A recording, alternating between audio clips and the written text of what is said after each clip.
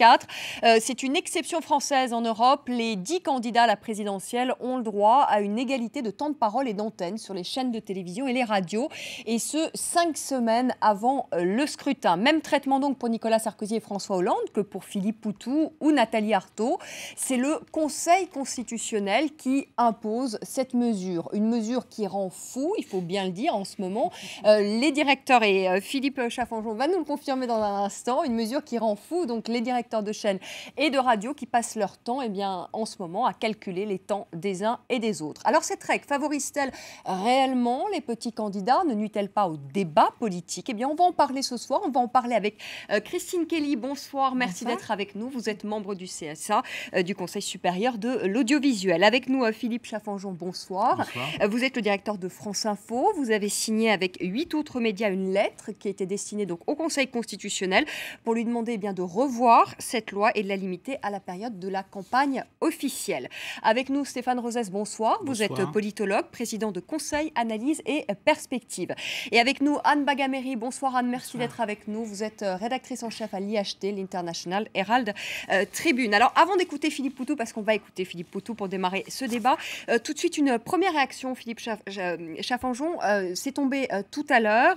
Le CSA a mis aujourd'hui en garde France Info et d'autres radios à cause du déséquilibrage du temps de parole. Donc votre chaîne a été pointée du doigt. Vous avez Christine Kelly en face de vous, donc qui est membre du CSA. Que lui répondez-vous ce soir? Je vois qu'apparemment vous avez accordé plus de temps de parole à Nicolas Sarkozy, Jean-Luc Mélenchon et François Hollande, et apparemment un temps de parole donc moins important comparé à celui qui a été accordé sur votre chaîne à Nathalie Arthaud ou encore Jacques Cheminade. Alors, Christine Kelly, c'est bien, effectivement, début février, nous avons envoyé une lettre au Conseil constitutionnel parce que je sentais, avec quelques autres confrères, que ça allait être très difficile, sur 5 semaines, d'arriver à l'égalité quand on veut continuer à faire du journalisme et pas seulement du décompte du temps de parole. Donc, cette mise en garde traduit le fait que sur les 3 premières semaines, nous avons un déséquilibre qui est en fait une fourchette qui est visiblement trop large entre ceux que nous avons le plus traités et ceux que nous avons moins traités. Mais ça rend compte de ce qu'a été l'actualité pendant ces 3 premières semaines, qui ont commencé en plus par une difficulté qui était l'affaire de Toulouse, je ne sais pas si vous vous souvenez, qui a provoqué une difficulté dès le début de la période, parce que le CSA a neutralisé 2-3 jours. Ça a compliqué le début de l'affaire. Et on se retrouve avec une fourchette qui est trop large entre les candidats qui ont eu moins de temps et ceux qui ont eu plus de temps, Nicolas Sarkozy, François Hollande et Jean-Luc Mélenchon. Donc c'est une vraie difficulté. Je salue au passage mes confrères qui ont été plus habiles que nous pour rendre une copie plus parfaite que la nôtre. Et nous sommes très respectueux de la loi. On veut arriver à donner un temps de parole qui corresponde au règlement. Mais c'est très compliqué quand on veut continuer. Et c'est notre métier à faire du journalisme et à donner des informations. C'est pas facile. Alors Christine Kelly, mise en garde à Philippe Chaffanjon. C'est quoi la prochaine étape? Est-ce qu'il y a des sanctions derrière? Alors, tout d'abord, je tiens à saluer le travail de France Info parce qu'ils ont fait un travail remarquable. Qui dit mise en garde, attention, ce n'est pas une mise en demeure, ce n'est pas non plus une ouverture de procédure de sanction. C'est-à-dire qu'il y a eu quelques déséquilibres, ça aurait pu être grave. On a été en contact régulièrement avec France Info et les choses se sont bien déroulées. On est toutefois tenu de mettre en garde lorsque, évidemment, on n'est pas au même temps de parole strict pour quasiment égal, en tout cas pour les uns et les autres. Donc, derrière cette mise en garde, le CSA tient à saluer le travail de toutes les équipes qui ont travaillé d'arrache-pied pour arriver à ce temps de parole. Est-ce qu'il y a des sanctions plus dures? Bien sûr. La mise en garde, c'est un simple avertissement. Ensuite, il y a vraiment une mise sous surveillance et ensuite l'ouverture de procédures de sanctions qui peut arriver à une sanction qui peut aller jusqu'à 3% du chiffre d'affaires, une amende ou bien la suppression d'un écran pub, etc. Donc, il y a plusieurs procédés. On n'est pas encore arrivé là en termes de pluralisme parce qu'on tient à le rappeler, 398 chaînes en France, 800 radios et en général, les chaînes respectent le pluralisme. Elle date de quand cette loi, Christine Kelly? Honnêtement, je ne me rappelle pas du tout. Parce qu'Arlette Chabot, vous le savez peut-être, Philippe Chaffanjon, qu'apparemment Arlette Chabot disait que ça date de 1962, oui, du temps, du temps de l'ORTF, et puis il y a eu un dernier décret, je crois, en 2001. Voilà, donc 1962, en effet, c'est une loi qui date, on va en reparler dans un instant, savoir si cette loi... 1881, la liberté de la presse, et je ne trouve pas quelle date. Donc je ne pense pas qu'on puisse donner les dates pour dire ça fait vieux, ça c'est obsolète. Non, la liberté de la presse de juillet 1881, n'est pas du tout obsolète. Et c'est justement parce qu'on tient à cette liberté de la presse aussi que parfois le CSA demande des assouplissements. Donc le jeu des dates n'est pas vraiment une bonne raison pour pouvoir justifier la suppression du pluralisme. On va écouter, si vous le voulez bien, Philippe Poutou, qui est candidat à NPA, nouveau parti anticapitaliste, qui s'est fait remarquer dans des paroles et des actes chez nos confrères de France 2. À l'issue de l'émission, eh bien, l'ouvrier de chez Ford a suscité une immense curiosité. C'était le mercredi 11 avril. On écoute Philippe Poutou. Je me fais chier depuis 8 mois à faire des interviews comme ça. C'est convaincant, dit comme ça. Mais non, parce qu'il y a tout là-dedans. Il y a la motivation de défendre nos idées, notre combat, parce que, encore je rappelais tout à l'heure, mais à l'usine, on s'est battu pendant 4 ans, et pour se battre comme ça, pour empêcher une fermeture d'usine, il faut être sacrément déterminé et sacrément avoir la niaque avec ses copains. Et c'est vrai qu'après, la difficulté qu'il y a quand je suis candidat, par exemple, et ça je l'ai vécu, c'est que je suis tout seul, un peu. Là je suis tout seul. J'ai pas mes potes, et moi je suis habitué à faire partie d'un groupe. On est ensemble, on envahit les salles de réunion avec du patron en groupe, on séquestre en groupe, on fait grève en groupe, et sur un plateau, je suis tout seul. Là, pour notre temps de parole, on va encore écouter Philippe Poutou. C'était hier, aux 20h de TF1, la chaîne de Martin Bouygues. Écoutez-le.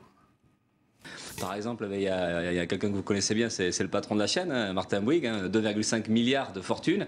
Et ça, c'est inadmissible. Ça correspond il faudrait, je crois, à peu près 200 000 ans pour qu'un smicard puisse gagner autant de 200 000 ans de travail. Donc c'est pour dire la disproportion qui existe aujourd'hui dans cette société-là. Et on dénonce un système qui est capable de condamner des millions de gens à la pauvreté, des millions de gens au chômage, qui n'arrivent plus à se soigner, qui n'arrivent plus à se loger. Philippe Chaffanjon, vous êtes contre cette loi, mais finalement, est-ce qu'on aurait pu... c'est-à-dire, s'il n'y avait pas cette loi, peut-être que Philippe Poutou n'aurait pas pu aller aux 20h de TF1. Je ne suis pas contre cette loi. Moi, je pense qu'on devrait trouver un système, comme ça existe dans plein d'autres pays, où l'on fait confiance aux gens qui traitent de l'information politique, en l'occurrence quand il y a une élection présidentielle. Et puis s'il y a des gens qui s'estiment lésés, ils peuvent faire des recours et essayer de rétablir la situation. Là, on est dans un système qui est extrêmement contraignant et qui nous rend quasiment incapable de traiter journalistiquement la campagne présidentielle. On traite Jacques Cheminade comme Nicolas Sarkozy ou François Hollande. Est-ce que Jacques Cheminade est représentatif du paysage politique français depuis 5 ans? Mais est-ce que vous pensez réellement que Philippe Poutou aurait été invité aux 20h de TF1 s'il n'y avait pas eu cette loi? Non, mais je pense qu'il faut insister que Philippe Poutou doit être invité aux 20h de TF1. Le système qui sur 5 semaines exige une égalité parfaite est un système, de mon point de vue, irréaliste. Et d'ailleurs, Christine avait soutenu notre démarche quand on avait demandé un assouplissement au Conseil constitutionnel. Michel Boyon aussi, d'ailleurs, qui est le président du CSA. Qu'est-ce qui s'est passé? C'est-à-dire que depuis 2007, les chaînes et les radios avaient déjà appelé en disant « attention, c'est difficile, c'est long » depuis 2007. Donc, on l'a rappelé on a crié aussi avec les chaînes. La Commission nationale de contrôle de campagne l'avait rappelé aussi en 2007. Donc moi, je n'ai fait que dire qu'être le porte-voix des chaînes, des radios, du Conseil, de la Commission nationale de contrôle de campagne. Et ce que le CSA déplore, c'est le fait que là, sur les 3 semaines qui viennent de passer, oui, on a vu la mise en garde de quelques radios, mais il y a aussi ce qu'on a mis dans notre communiqué, la diminution de 50% du temps de parole accordé à la politique sur les chaînes généralistes. Bien sûr. C'est un non-sens. Pour respecter la règle, c'est plus on s'approche de dommage. l'élection, moins on peut faire de la politique. Voilà, et ça, c'est vraiment dommage pour le débat politique. On va en reparler. Stéphane Rosès, cette règle est censée favoriser justement les petits candidats, comme Philippe Poutou, qu'on a entendu, comme Jacques Cheminade. Est-ce que ça leur sert aux petits candidats, finalement, cette règle d'égalité du temps de parole? Bien évidemment, ça leur sert, et pour beaucoup de candidats, le sujet d'une présidentielle vise d'abord à populariser leurs idées, nonobstant le nombre de voix. Et c'est pour ça que des formations, même modestes, souhaitent aller à la présidentielle. Donc, c'est évidemment une caisse de résonance pour eux.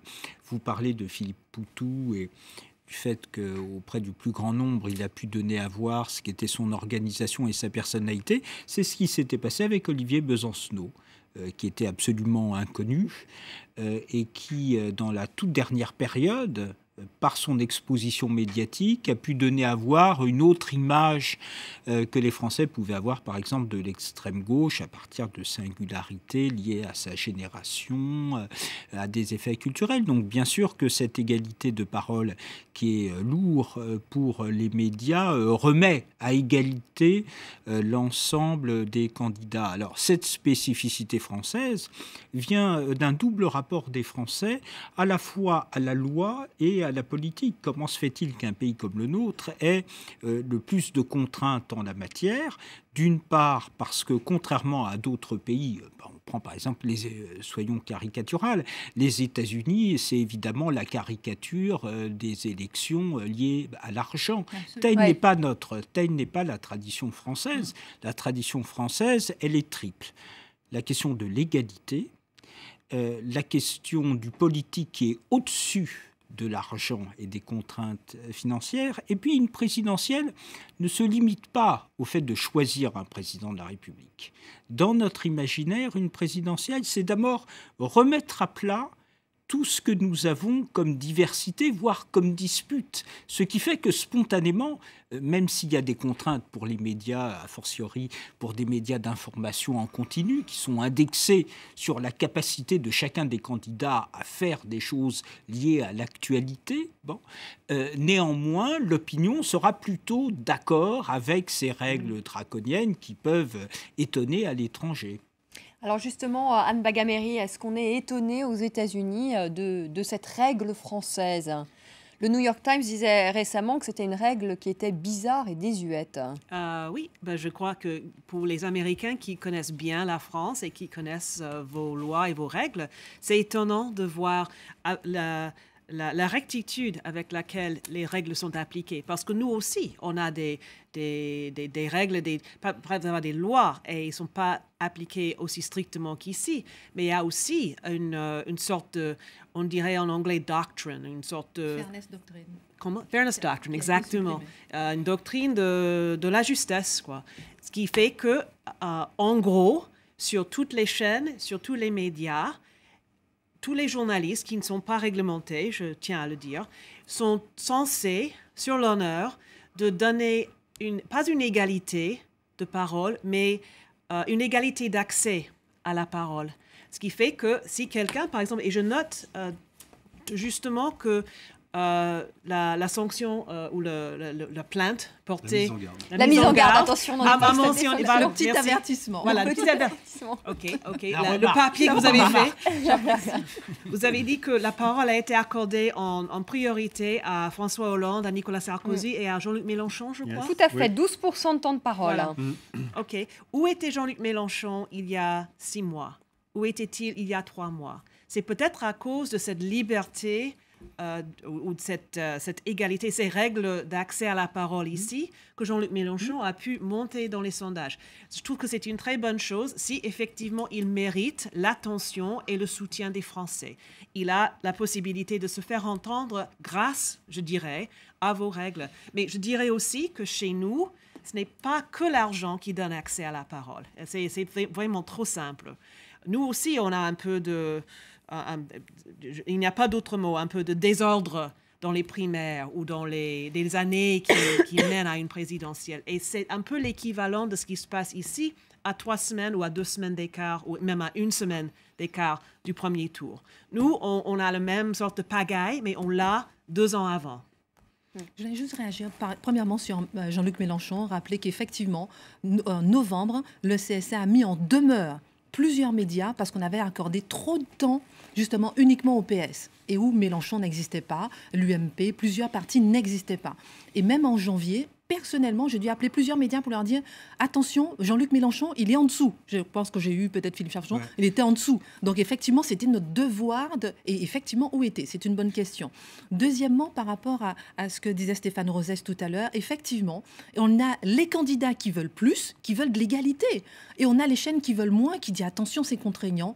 Donc le CSA a son vrai rôle de régulateur entre les deux. On est écartelé, on comprend les chaînes, on comprend les candidats, et il y a les règles. Et il faut juste rappeler que ces règles-là sont dans un ensemble de règles, un pays hyper législatif et un audiovisuel hyper légiféré. On ne sait même pas comment ces règles-là, elles existent dans la publicité, dans les œuvres audiovisuelles françaises, les œuvres européennes à diffuser. Personne ne sait à quel point c'est contraignant dans tous les domaines. Dans les sondages, tout est hyper réglementé dans l'audiovisuel. Ça va contre toute l'idée d'une presse libre, à mon avis.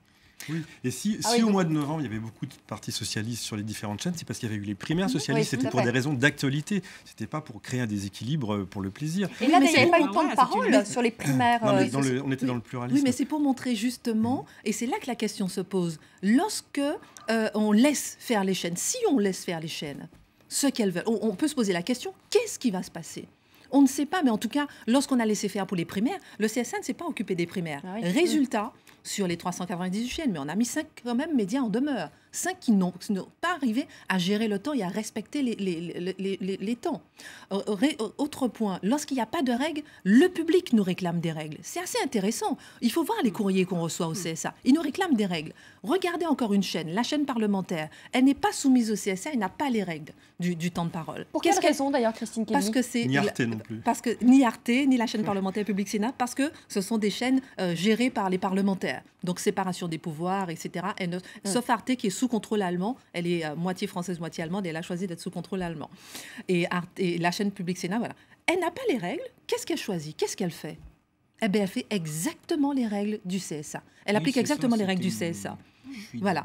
Et pourtant, elle a sa liberté. Donc, vous voyez, lorsqu'il y a la liberté, ou bien on tombe, par exemple, dans l'excès, où les chaînes n'arrivent pas à gérer l'excès du temps de parole, par exemple, pour le PS, elles n'ont pas arrivé à gérer elles-mêmes, ou bien elles demandent des règles, comme la chaîne parlementaire, ou bien on l'a vu, par exemple, sur l'émission de Ruquier, où il voulait recevoir les candidats les uns après les autres, il a instauré lui-même ces règles plus strictes que le CSA n'avait elle-même, plus strictes que les règles du CSA. Donc, lorsqu'il n'y a pas de règles, attention, on peut avoir pire que ce qu'on... Pas forcément. Les chaînes parlementaires et Arte ne sont pas soumises à la règle et pourtant ils ont un comportement exemplaire. Donc on peut aussi faire confiance aux gens. Mais pourquoi Philippe? Parce qu'elles font exactement les règles du CSA. Elles appliquent les règles du CSA. Et sur la période, pour revenir sur la période des primaires, le calendrier du CSA n'est pas forcément compatible avec le calendrier de l'actualité aussi. Il faudrait aussi voir adapter le curseur. Bien sûr qu'il y a eu trop de PS sur certaines chaînes à cette époque-là, mais c'était entre guillemets normal. Après, on pouvait rééquilibrer et l'équilibre s'est fait par la suite. Moi, je trouve qu'on ne fait pas assez confiance aux médias, quitte à râler après s'il y a besoin. Et puis, Christine Kelly, dans le fond, ailleurs en Europe, il n'y a pas de règles. Italie, Roumanie, Portugal, ce sont des pays qui font un peu comme la France. Mais pas des règles aussi strictes. Qui font quasiment comme la France. Attention. Hein. Et je me suis rendue personnellement aux États-Unis pour discuter avec la FCC, qui est le CSA américain. Et je peux vous dire qu'ils apprécient nos règles. Pourquoi ? Et ils me l'ont dit. Pourquoi ils apprécient nos règles? Parce qu'elles sont, comme le disait Stéphane Rosès, qui l'a si bien expliqué, elles sont basées sur l'égalité. Elles ne sont pas basées sur l'argent. Qu'est-ce qu'ils m'ont dit? Ils m'ont dit, ce que vous n'appréciez pas, mais ils m'ont dit money, money, money. C'est-à-dire qu'un candidat qui veut passer aux États-Unis dans une émission, par exemple sur votre plateau, le journaliste a le droit de dire oui ou non. Et c'est lui qui peut mettre, par exemple, que des candidats de droite, que des candidats de gauche, il peut faire. Le seul endroit où le journaliste n'a pas droit de regard, c'est sur la publicité politique, qui représente 75% du budget d'une campagne, de toute la campagne aux États-Unis, qui peut atteindre jusqu'à 6 milliards de dollars cette année.